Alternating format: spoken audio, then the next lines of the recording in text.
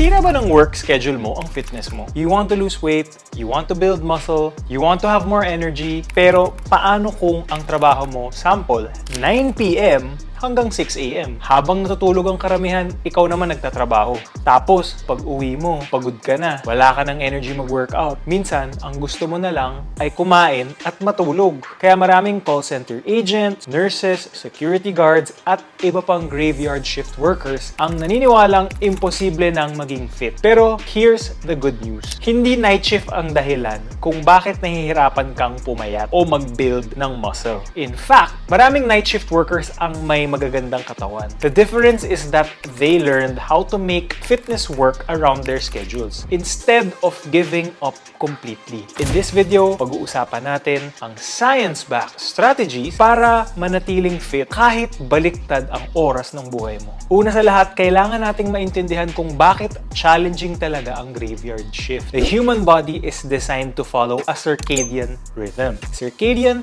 rhythm is your body's internal 24-hour clock that regulates sleep, wakefulness, hormones, body temperature, and other daily function. It's mainly influenced by light and darkness, helping you feel awake during the day and sleepy at night. Ito ang internal clock natin na nagsasabi kung kailan tayo dapat gising at kailan tayo dapat natutulog. Kapag night shift ka, medyo nagkakaroon ng conflict dito. Pwedeng ma-disrupt o ma-misalign ang circadian rhythm dahil gising at active sila sa oras na ine-expect ng katawan nila na matulog. Tapos, natutulog naman sila sa oras na naturally dapat gising at alert ang katawan. Kaya madalas, nakakaranas ng mababang energy, mas mataas na cravings, mas mahirap na recovery, mas mataas na stress levels, and mas mababang motivation mag-exercise. Napapansin mo ba na kapag kulang ka sa tulog, parang gusto mo lang kumain matamis o junk food, pag puyat ka, tumataas ang ghrelin or yung hunger hormone. Kaya mas madalas kang gutom at parang laging naghahanap ng makakain ang katawan mo. Bumababa ang leptin, ang satiety hormone. Kaya hindi ka agad nabubusog o hindi gaanong satisfying ang pagkain. Kahit sapat naman ang nakain mo. Na-experience ko rin to lalo na pag galing ako late night out. May biological reason kung bakit nangyayari yon. Pero kahit mas challenging ang graveyard shift, hindi ibig sabihin na imposible na ang progress. It just means kailangan mong maging mas intentional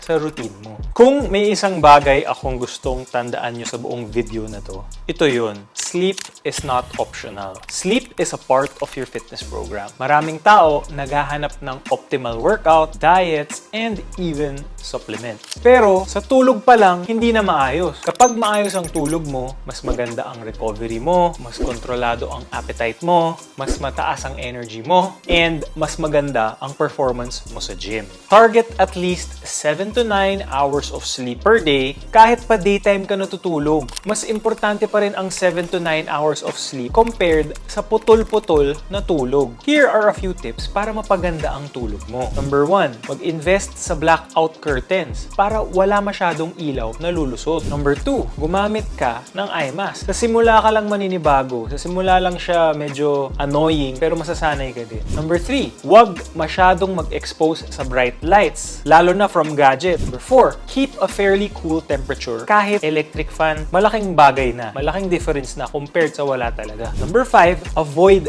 caffeine mga 6 hours before bed. One big mistake din na nagagawa ng mga graveyard workers ay irregular ang sleeping schedule. If possible, try to sleep at the same time every day. Kung gusto mo mag-spend ng time with friends and family sa weekends, pwedeng mag-partial shift. Move sleep a few hours earlier on the days off pag wala kang trabaho, but not all the way to a daytime schedule. For example, yung workdays mo, sleep 8 a.m. to 3 p.m. Pag weekends, sleep 4 a.m. to 11 a.m. para at least may compromise. Mas magiging madali para sa katawan mo mag-adjust versus bumalik sa daytime schedule tuwing weekends. Isa sa mga pinaka-common na tanong ay, Coach, kailan ako dapat mag-gym? Ang sagot, the best workout time is the one you can consistently follow. Pero generally, may dalawang magandang options. Option number 1, work out after waking up and before work or before your shift. For example, gumising ka 2 to 3 p.m.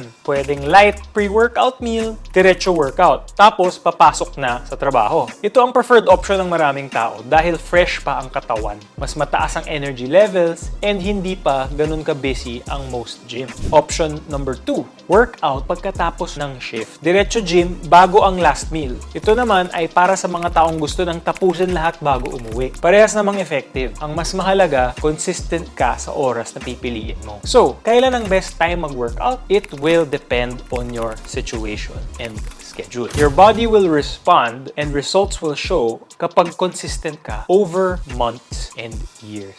Maraming tao ang nagsasabing, Coach, tumataba ako kasi gabi ako kumakain. Actually, hindi dahil sa gabi ka kumakain, kaya ka tumataba. You gain weight because you are in a calorie surplus. Ibig sabihin, mas marami kang kinakain kaysa sa nagagamit ng katawan mo. Hindi dahil alas 12 ka ng gabi kumain. Calories will still matter the most. Para mas madali, focus on protein every meal. Chicken, fish, eggs, lean beef, protein shake, and make sure may fruits at vegetables araw-araw. Isa pang malaking problema pag BPO, pag night shift, yung environment napaka-unhealthy. Ang daming high-calorie, convenient foods. Sugary drink, mga milk tea, coffee, energy drink, mga fast food, vending machine or convenience store snacks. Sobrang dami niyan. Hindi naman masama pa minsan-minsan, pero kapag araw-araw na, mabilis talagang tataas ang calorie intake mo. Ang simple strategy is meal prepping. Sa simula, sobrang hassle tsaka challenging, pero in the long run, mas makakatipid ka pa nga eh. Lalo na kung puro baon ka lang versus bili ng bili sa labas. Make time to shop for essentials sa grocery and wag tamarin na tipong nakarely lang sa kung ano-anong meron sa bahay or pantry.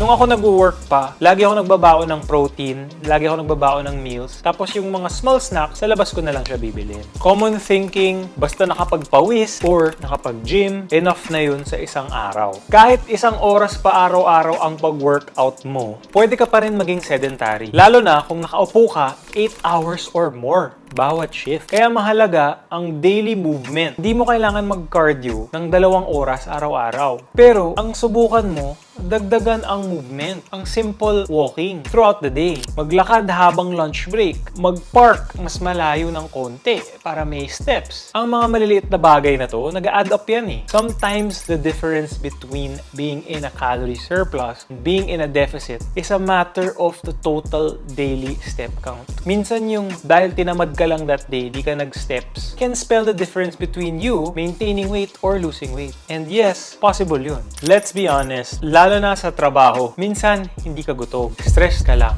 pagod ka lang, na bad trip ka lang sa clients, na bad trip ka sa office mates, or na bad trip ka sa boss mo. At ang pinakamadaling comfort ay pagkain. Ito ang dahilan kung bakit maraming graveyard workers, night shift workers, ang nahihirapan sa kanilang nutrisyon. Bago ka kumain ng kung ano-ano, itanong mo muna, gutom ba talaga ako? Or naghahanap lang ako ng comfort? Madalas, kailangan lang natin tubig. We're thirsty. Minsan, a break. Like, pwede kang mag-short walk. Pag matutunan mong ma-identify ang emotional eating, magiging mas madali ang pag-control ng calories mo. Hanapin mo rin yung triggers. I have a video over here about emotional eating for you to better understand.